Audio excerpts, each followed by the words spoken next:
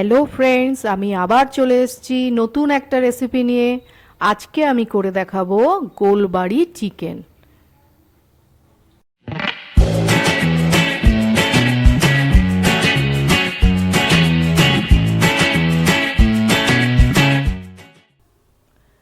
Golbari chicken তৈরি করার জন্য প্রথমে আমরা চিকেনটিকে ম্যারিনেট করে নেব।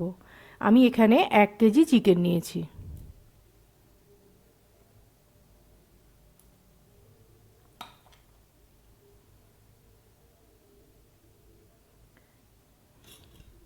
প্রথমে আমরা দিয়ে দেব নুন,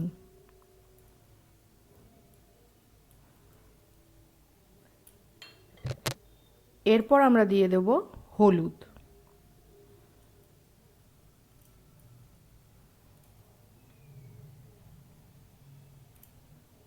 এরপর আমরা দিয়ে দেব পেঁয়াজ বাটা,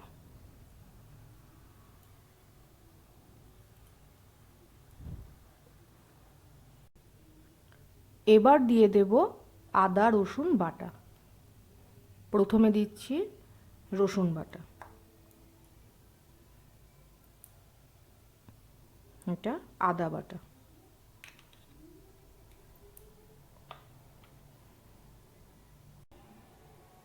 এবার দিয়ে দেব টক দই,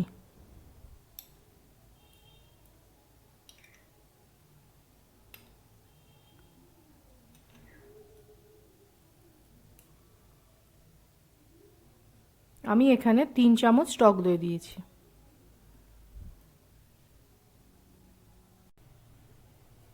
এবার আমরা দিয়ে দেব সর্ষের তেল। এখানে আমরা 4 চামচ সর্ষের তেল দিচ্ছি।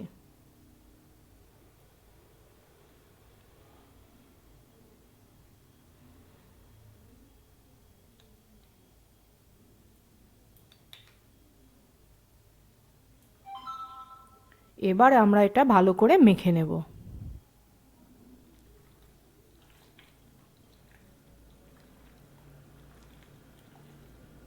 মাংসটা একদম জল ঝরিয়ে নেওয়া হয়েছে, এতে এক ফোঁটাও জল নেই।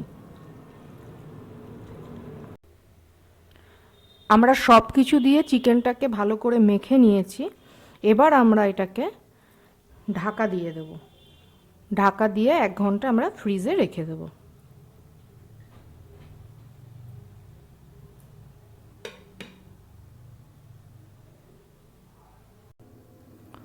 একটু বড় সাইজে 2টো পেঁয়াজ আমরা নিয়ে নিয়েছি। এবার এই পেঁয়াজটা আমরা কুচিয়ে নেব, তারপর একটু বেরেস্তা তৈরি করে নেব।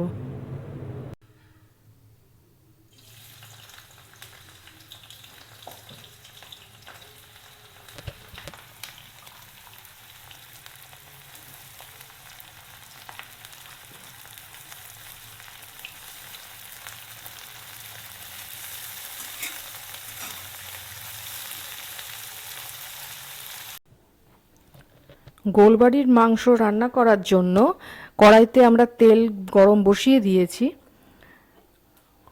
এই মাংসটা রান্না করতে তেলটা কিন্তু একটু বেশিই লাগে, কারণ গোলবাড়ির মাংসে তেলের পরিমাণটা অনেকটাই দিতে হয়।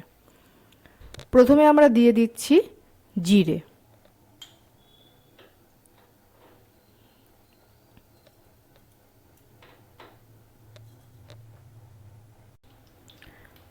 জিরেটা বেশ ভাজা হয়ে এসছে।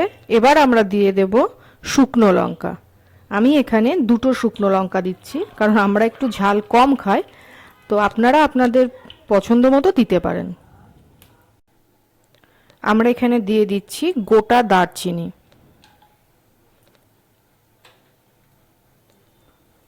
গোটা এলাচ, আর দিয়ে দিচ্ছি একটু জয়িত্রী।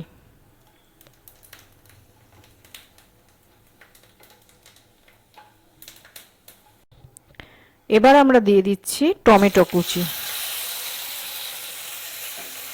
টমেটোটা তেলেতে একটু নাড়াচাড়া করে নেব, তারপর সব মশলাগুলোকে দিয়ে দেব।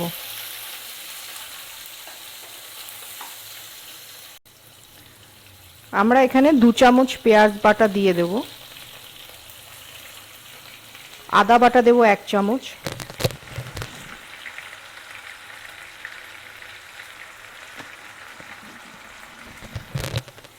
রসুন বাটা দিয়ে দেবো 1 চামচ।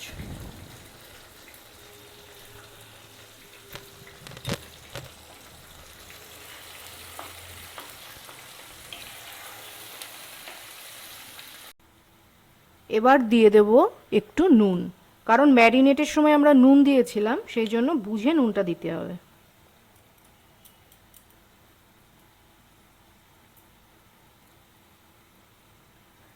দিয়ে দিচ্ছি সামান্য হলুদ।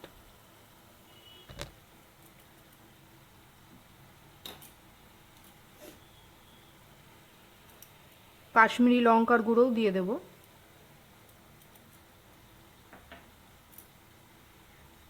আর দেব চিনি।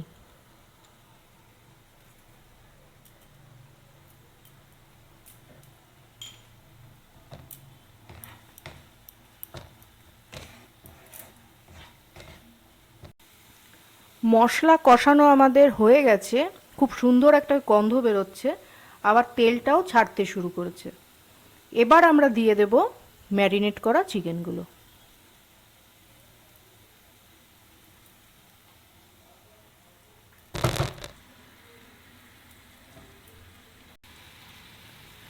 ভালো করে আমরা মশলাটা চিকেনগুলোর মধ্যে মিশিয়ে নেব।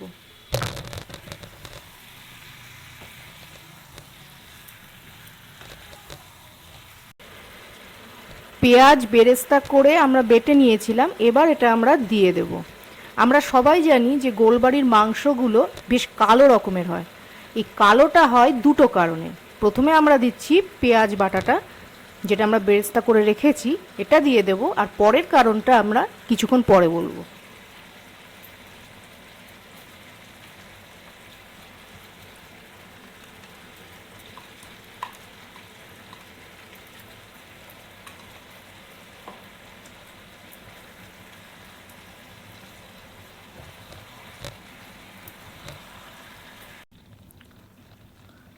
পেঁয়াজ বেরেস্তা দেওয়ার পরে কালারটা কিন্তু এরকম এসেছে, কিন্তু কালো কিন্তু পুরোপুরি আসেনি। পুরোপুরি কালো আনতে গেলে আমাদের কিন্তু একটু চা দিতে হবে। হ্যাঁ, অবাক হয়ে গেলেন নিশ্চয়, আমরা কিন্তু এখানে চা ইউজ করব।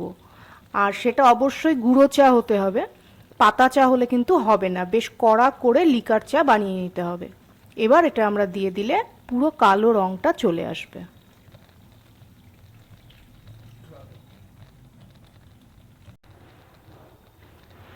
অনেকটাই কালো কালার চলে এসছে।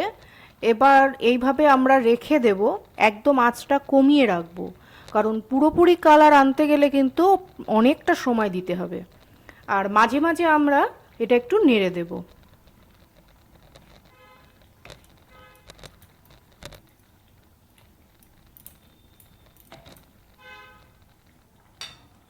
আমরা এবার ঢেকে দিচ্ছি।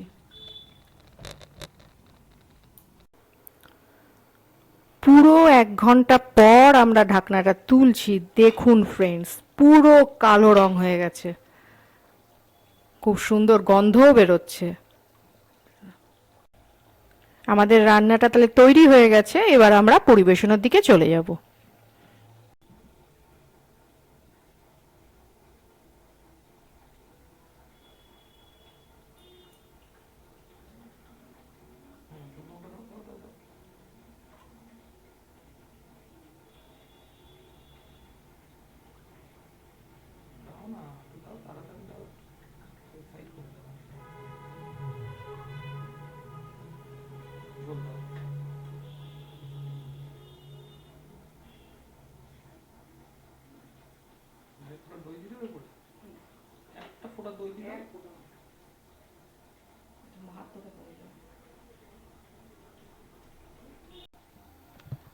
কেমন লাগলো বন্ধুরা?